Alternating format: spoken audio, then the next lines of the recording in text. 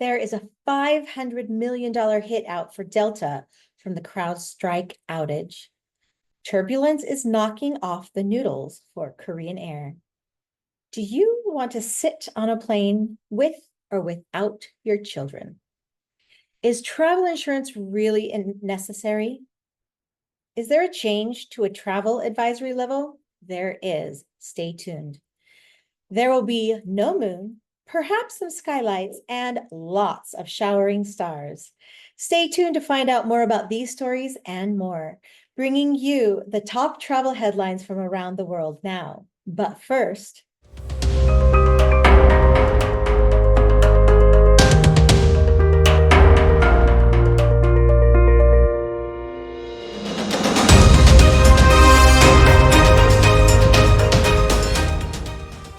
welcome to BT Travel News. I'm Kathleen, and this is your world travel information channel, giving you the information to help you make informed decisions so your adventures are the safest and best they can be.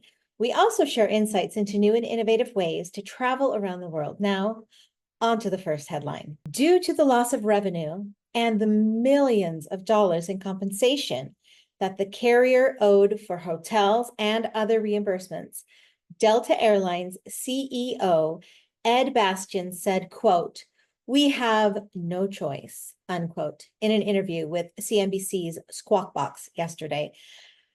As we know, during the CrowdStrike software update, Microsoft operating systems crashed, leading to tens of thousands of canceled flights worldwide starting on July 19th.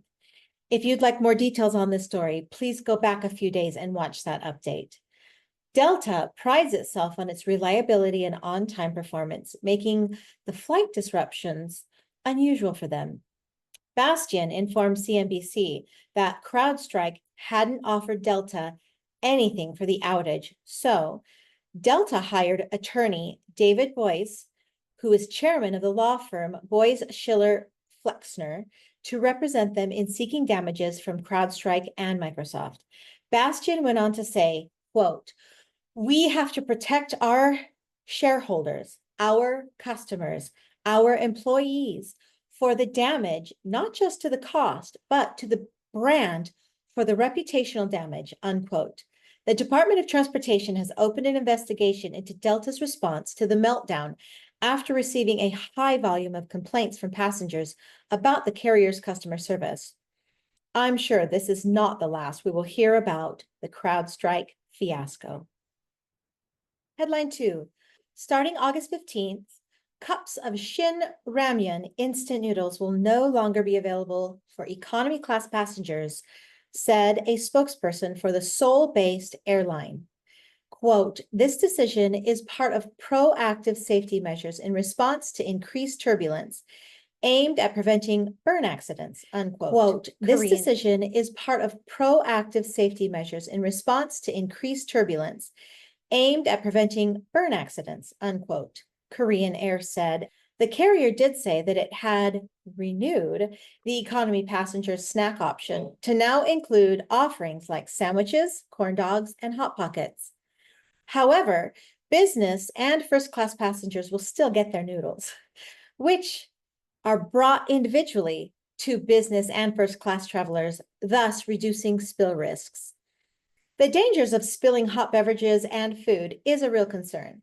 In 2019, the EU, their highest court, ruled that airlines can be held liable for passenger injury due to hot food and beverage.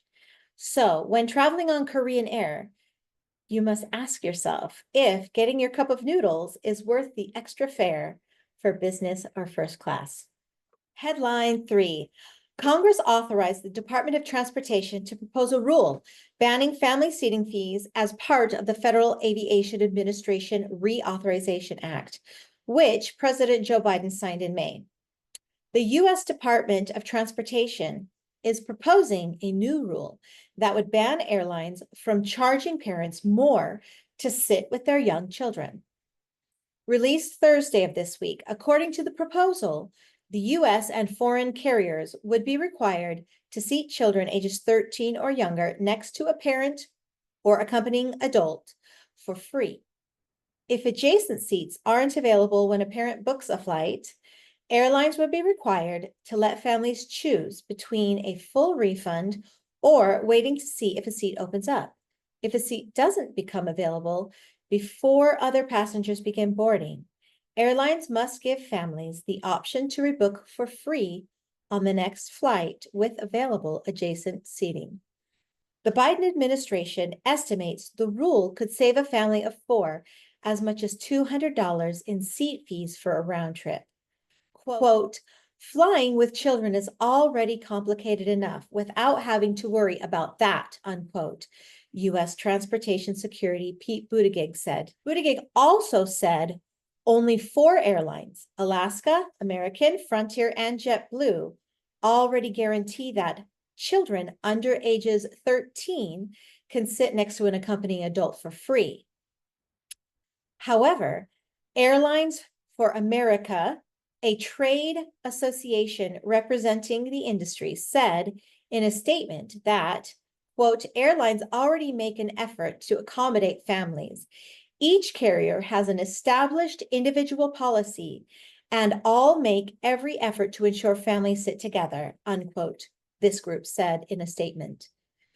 The department will take comments on the proposed family seating rule for the next 60 days before it crafts a final rule. I'd like to know what you think on this.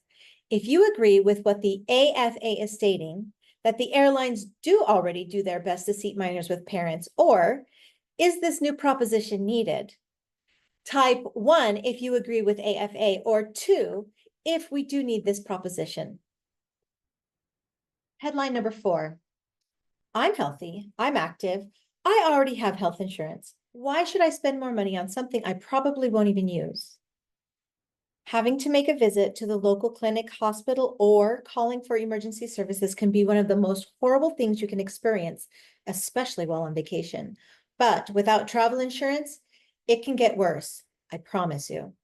Not all healthcare systems are created equal, and not all people are given equal healthcare treatments in all countries, especially once they find out you are there without travel insurance.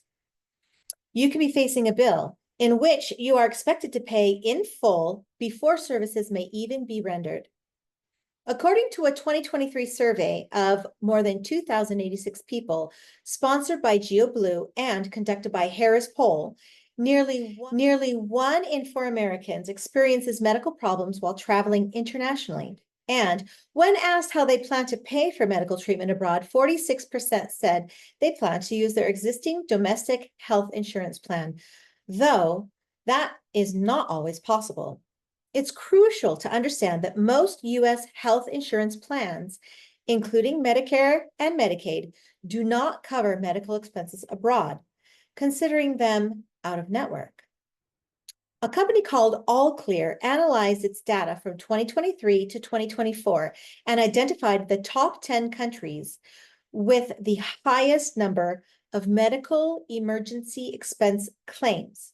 Quote, for the most part, these rankings are straightforward and make a lot of sense when compared with visitor numbers, unquote, said Letitia Smith, head of communications at All Clear.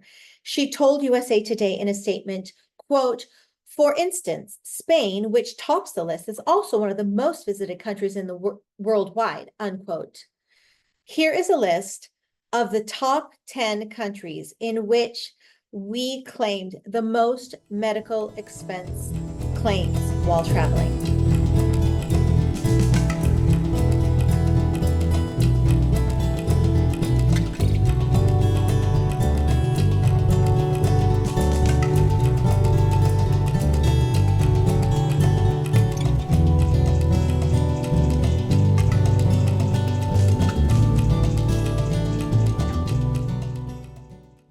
Now, the most common reasons for claims, which were injury and fractures, followed by respiratory illnesses. Do yourself a favor. Budget insurance into your trip. You probably won't use it. I hope you don't. But if you do need it, you will never regret spending that money. If you'd like some suggestions on some companies with travel insurances, please see the links below or contact your local travel advisor. There's been a travel advisory level change. While the US government still sees Jamaica as a level 3, it recently updated the description on its website to include slightly softer language. In particular, the clarification says, quote, tourist areas generally see lower rates of violent crime than other parts of the country, unquote. This type of review is done every 6 months for countries designated levels 3 and 4. At the same time, the State Department reminded travelers to be careful, regardless of where in the country they are, as, quote, the U.S. Embassy routinely receives reports of sexual assaults, including from U.S. citizen tourists at resorts, unquote. Jamaica Minister of Foreign Affairs and Foreign Trade Minister Johnson Smith issued a statement saying that, quote, in recent years, the government has more than doubled its investments to strengthen our capacity to tackle crime and health-related challenges across the island for the benefit of our citizens and indeed everyone who wishes to visit Jamaica, unquote. Safety tips suggested by the State Department include making sure that one has proper travel insurance before embarking on the trip, as, quote, air service to the United States can range from $30,000 to $50,000, unquote, and registering on the Smart Travel Enrollment Program, or STEP, so that the government has a record of where you are and how they can help you. I have included that link below to enroll into the STEP program should that interest you. A weather report coming in today said this could impact travelers and tourism at the height of the summer season. Here we go. The brunt of the storm is expected to hit the Caribbean and southwestern Florida this weekend. According to CNN.com, a tropical storm warning has been issued and a state of emergency declared in parts of Florida in anticipation of Tropical Storm Debbie, a storm that hasn't yet formed but could unleash multiple days of heavy flooding rainfall to the state and the southeast United States starting this weekend. The system has 30-mile-per-hour winds and has been designated potential tropical cyclone 4 by the National Hurricane Center as it comes together over parts of Cuba and the southern Bahamas Friday. It's forecasted to become a tropical depression by Saturday morning, once it emerges out over the water between Cuba and Florida, and strengthen into Tropical Storm Debbie by Saturday evening. United Airlines has just made some big changes to their basic economy tickets. Currently, basic economy passengers are only allowed to check in for their flights in person at the airport. This is because United's basic economy fares do not include a carry-on bag, and airport staff must confirm travelers do not have one with them. To prevent basic economy travelers who check in online from sneaking a carry-on bag on board, United will now require them to put a credit card on file and agree to a $65 charge if they do bring a bag to the gate. United will then be able to automatically charge that card before departure. They will also be required to indicate how many bags they are bringing with them when they check in on United.com or the United app. Please be aware that until this new policy is fully rolled out, United warned that some basic economy customers may still need overrides at airport kiosks for a few weeks. United isn't alone in making changes to its basic economy tickets. Starting in September, JetBlue said it will include a carry-on bag with its own basic economy fare. Headline 6, the Persides, considered to be one of the brightest meteor showers of the year, could bring dozens upon dozens of shooting stars and even vibrant fireballs to our skies mid-month. August marks the first supermoon of the year, plus the return of the aurora season in far north locals like Iceland and Alaska. August 4th, the new moon. This will be the best day of the month to see the Milky Way because there will be no light filtering through the sky from the moon. August 5th, crescent moon meets Venus.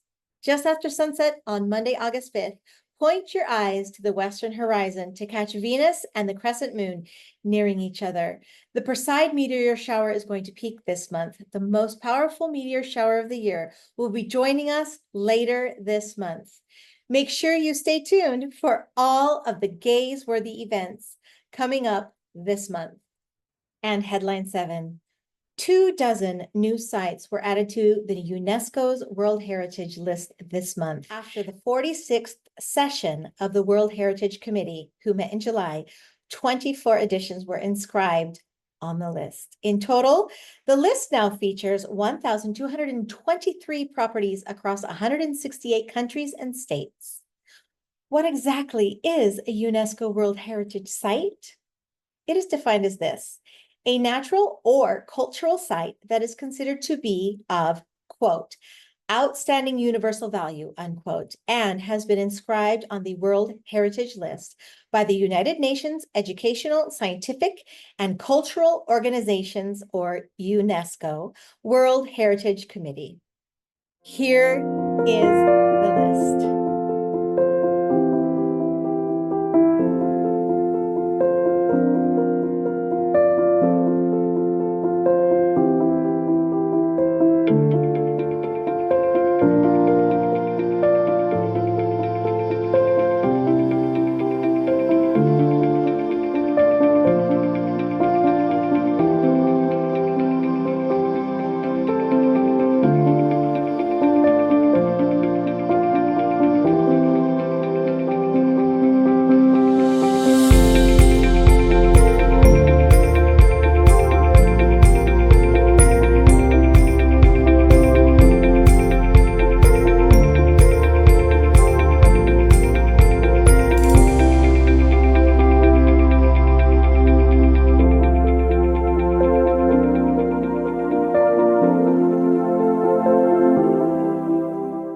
Well, that's it this time. Thank you for joining us. Make sure you subscribe and turn on that notification bell to stay in the loop of what's happening in the world of travel.